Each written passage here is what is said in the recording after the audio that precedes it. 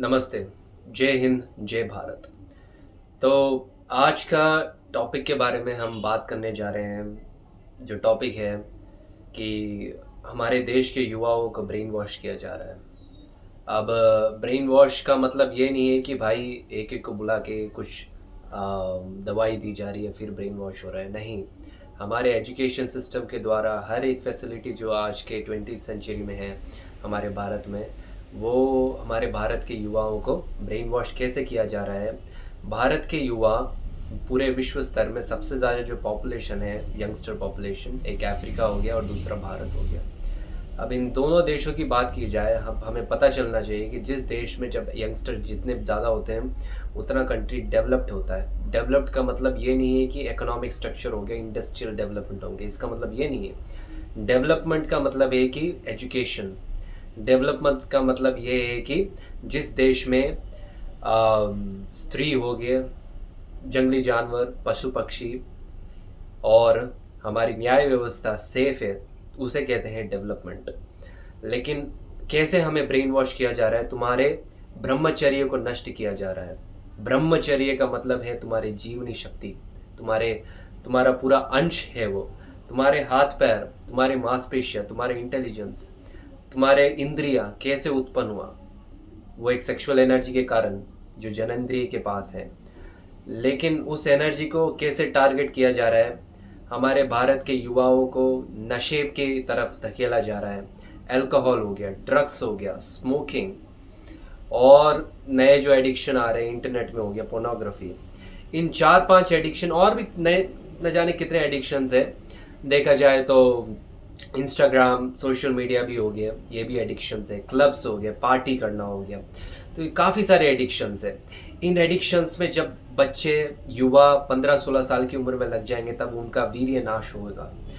उनका जो जीवनी शक्ति है वो उस जीवनी शक्ति को यूज़ करेंगे। जितना वो उस जीवनी शक्ति को जिस जगह पे दिशा देंगे उस जगह में वो अपना खेल खेलेगा।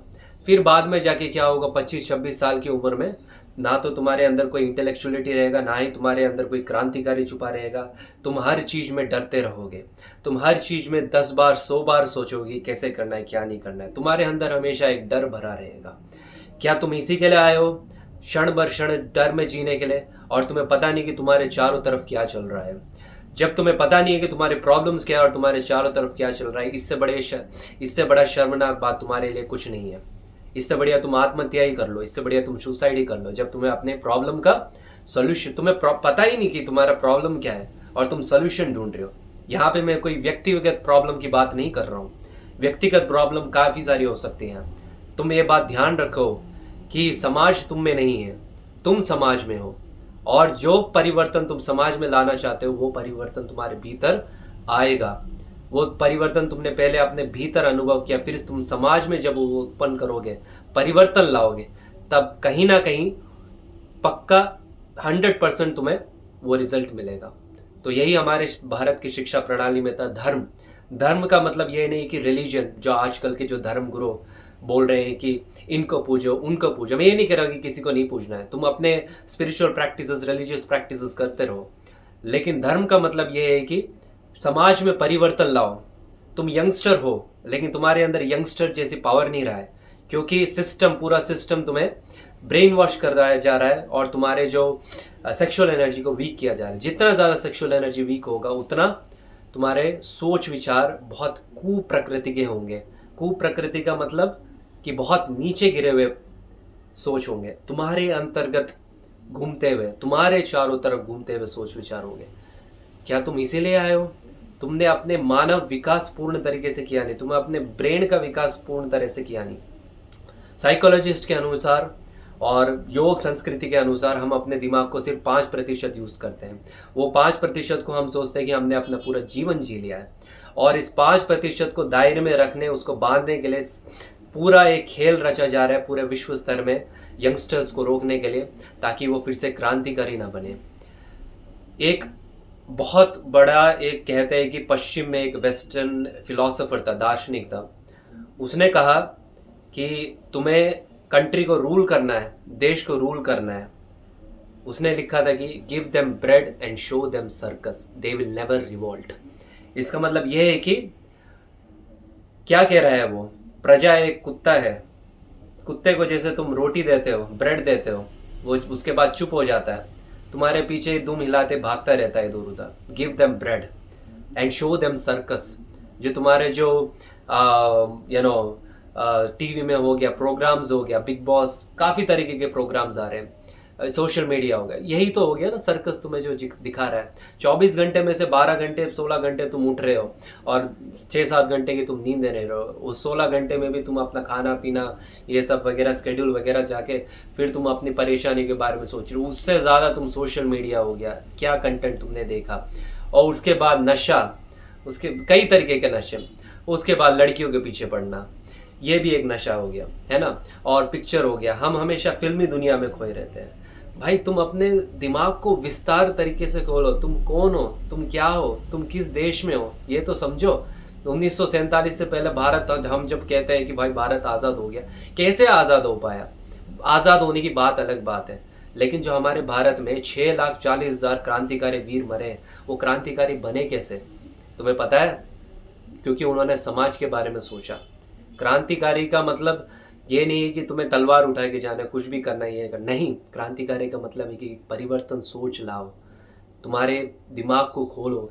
एजुकेशन सिस्टम तुम्हारे दिमाग को बांध रहा है, टीवी तुम्हारे दिमाग को बांध रहा है, मीडिया हो गया, जो तुम्हें दिखा रहे उस चीज़ में तुम पहले जा रहे हो।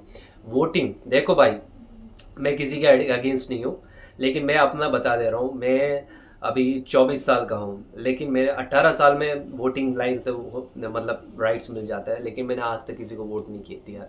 वो मेरा स्वयं चॉइस है और ऑप्शंस है, और ना ही मैं पूरे जीवन भर वोट दूंगा। क्योंकि हमारे वोट को बोलते हैं कि तुम्हारे लिए बहुत मूल्यवान है। जब वोट देने के बाद वो आते हैं, कहीं मूल्य दिखता है हमारा?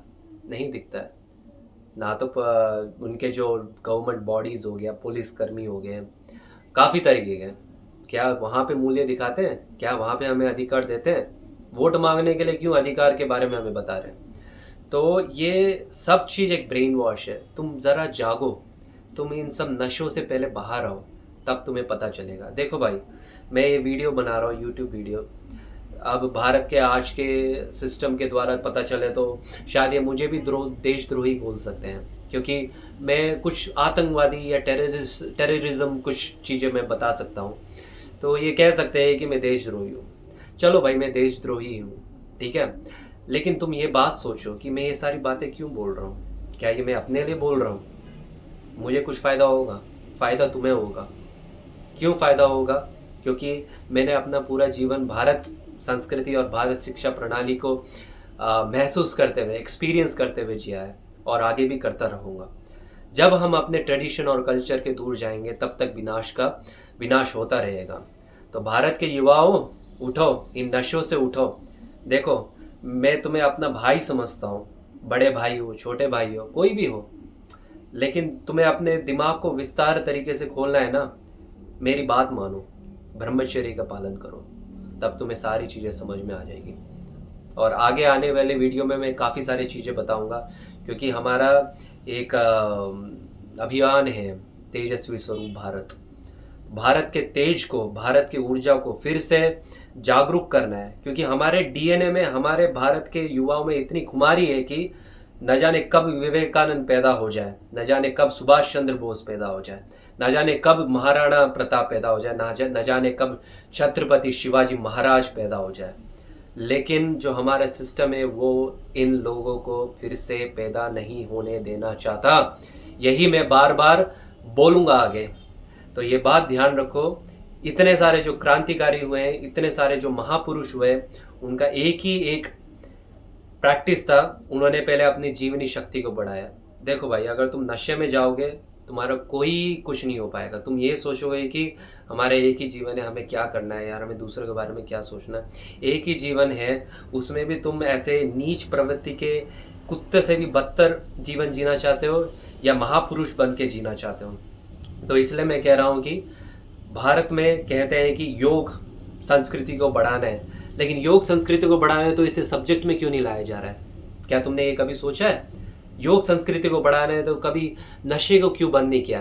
क्या ये गवर्नमेंट के हाथ में नहीं है? क्या ये सिस्टम के हाथ में नहीं है कि अल्कोहल की शॉप को एक दिन में बंद किया जा सकता है? क्यों नहीं करा जा? क्योंकि एक तो है तुम्हें सब चीज़ पता है, ठीक है। तो पहला चीज़ है इस वीडियो में मैं बता रहा हूँ, ब्रह्मचर्य का पालन करो। ब्रह्मचर्य का मतलब है कि सेक्सुअल एनर्जी को कंट्रोल, नॉट ओनली कंट्रोल, उसे ट्रांसफॉर्म करो। फिजिकल स्ट्रेंथ में हो गया या मेंटल स्ट्रेंथ में हो गया, उसे वीर्य को बाहर ना निकालो। जितना तुम वीर्य को बाहर निकालोगे उतना तुम्हारा सोच और प्रकृति कुत्ते से भी बदतर होता जाएगा। तो पहला तो एक काम ये करो कि लड़कियों के पीछे पड़ना छोड़ दो। दूसरा है कि जितने भी नशे हैं उन सब नशों को बंद कर दो। तीसरा है कि संकल्प लो, ब्रह्मचर्य का संकल्प लो, कितने भी महीने हो जाए। ये ना सोचो कि मुझे इतने महीने का करना है, टूट रहा है फिर से दोबारा कोशिश करो, उठो। जैसे लहरें, जैसे समुद्र में लहरें थमती नहीं है, वैसे लहरों की तरह उठो। जितनी बार गिरोगे उतनी बार उठोगे, उतनी बार उठो। जितनी बार टूटेगा उतनी बार ब्रह्मचर्य का पालन करो। जब तुम ब्रह्मचर्य का पालन करोगे तब तुम्हारे शरीर में हो गया, दिमाग में, मस्तिष्क में एक बल उत्पन्न होगा। जब वो बल उत्पन्न होगा वो कहीं ना कहीं लगने की कोशिश करेगा। उसे लगाओ, अस्त्र शस्त्र में लगाओ। क्योंकि हमारे हमारे हमारे एजुकेशन सिस्टम से ये अस्त्र शस्त्र 200 साल पहले ही निकाल दिया अंग्रेजों ने। क्यों निकाला? क्योंकि हमारे क्रांतिकारी वीरों के पास इतना बल था, एक एक आदमी 100 हाथ आदमियों के बराबर था। वो हमारे अस्त्र शस्त्र कलाओं के वजह से था। तो इसलिए अंग्रेजी सरकारों को काफ़ी दिक्कत हुई हमारे क्रांतिकारियों को, हमारे देश को कंट्रोल करने के लिए। तो उन्होंने पहले हमारे एजुकेशन सिस्टम में दखल अंदाजी की और गुरुकुलम, 600 गुरुकुलम को पूरी तरीके से नष्ट कर दिया। तुम्हें कहीं जाने की ज़रूरत नहीं है, तुम घर बैठे ब्रह्मचर्य का पालन करो और अपने शारीरिक ऊर्जा बढ़ाओ। मैं ये बात बोल रहा हूँ तुम एक इंसान हो, तुम एक मर्द हो। क्या तुम अपने आप को प्रोटेक्ट नहीं कर सकते? क्या तुम अपने और अपने परिवार को प्रोटेक्ट नहीं कर सकते? क्यों चाहिए तुम्हें आर्मी? क्यों चाहिए तुम्हें सोल्जर्स? वो बॉर्डर के लिए ठीक है, वो नेताओं को प्रोटेक्ट करने के लिए ठीक है, लेकिन तुम अपने आप को प्रोटेक्ट करो। कैसे प्रोटेक्ट कर सकते हो? अपने शरीर के बल को बढ़ाओ। पहले ब्रह्मचर्य का पालन करो। दूसरा, कहीं भी तुम्हारे आसपास कोई भी मार्शल आर्ट हो, कहीं भी जाके सीखो। यही वक्त है, जाके सीखो। तुम्हारे शरीर और तुम्हारे मन में बल आ जाएगा ना, तब तुम विस्तार तरीके से सोचोगे कि तुम्हारे चारों तरफ क्या चल रहा है ना। तुम 28, 30, 35 साल तक पढ़ाई करते जा रहे हो, तुम्हें रिजल्ट क्यों नहीं मिल रहा है? क्योंकि ये सिस्टम तुम्हें रिजल्ट कभी देना नहीं चाहती है, तुम्हें हमेशा लेबर क्लास में ढकेलना चाहती है। You are not meant to be a businessman, you are only meant to be a servant and labour for this bullshit people. Do you understand? That's what they want to, and they are playing with you psychologically. तुम्हारे सोच के द्वारा खेला जा रहा है। तो ये ध्यान रखो, ब्रह्मचर्य का पालन करो, अपने वीर्यपात ना होने दो, और कोई मार्शल आर्ट को चुनो, कोई सा भी मार्शल आर्ट हो गया। अपने शरीर के बल को बढ़ाओ। तुम ये कार्य करो, मैं तुम्हें काफ़ी सारे टिप्स बताऊंगा ब्रह्मचर्य के और मार्शल आर्ट्स के। तुम कैसे अपने आप को बचा सकते हो। काफ़ी सारी चीज़ें हैं, फूड से लेकर हो गया, और भी काफ़ी सारी चीज़ें हैं। उन सब चीज़ों को जब तुम बंद करोगे, तुम अपने वीर्य को बचा सकते हो, तुम अपने जीवनी शक्ति को बचा सकते हो। क्योंकि यही एक मौका है भाइयों, यही एक वक्त है। ये 20वीं सदी चल रहा है, 2025 में है, 2025 ख़त्म होने वाला है। क्योंकि इसके बाद मुझे पता नहीं है, 10 साल, 15 साल, 20 साल बाद पूरा जनरेशन चेंज होने वाला है। हमारा एक ऐसा जनरेशन है जिसमें ट्रेडिशन, कल्चर और मॉडर्नाइजेशन दोनों एक साथ है, और कहीं ना कहीं ये दोनों टकरार में है, लेकिन मॉडर्नाइजेशन जीतता जा रहा है। अगर हमने ये वक्त खो दिया है तो भारत को विनाश की तरफ बढ़ने से हमें कोई नहीं बचा सकता है। विनाश का मतलब ये नहीं है कि तुम गरीबी में जाओगे, विनाश का मतलब ये है कि हम अपनी संस्कृति को खो देंगे, हज़ारों साल पुरानी संस्कृति को। राम ने नहीं बोला कि मुझे पूजो, कृष्ण ने नहीं बोला कि मुझे पूजो, कृष्ण ने बोला और राम ने बोला कि धर्म के साथ चलो, कृष्ण ने बोला धर्म के साथ चलो, धर्म का पालन करो। तुम्हें उन्हें पूजने की ज़रूरत नहीं है, तुम अपने कर्मों को पूजो, तुम अपने कर्मों को बदलो। आशा करता हूँ कि मुझे परिणाम का ज्ञात नहीं है, परिणाम कैसा भी हो, कितने भी लोग आए, कितने भी लोग नहीं आए, लेकिन मैं अपना कर्म करता रहूँगा।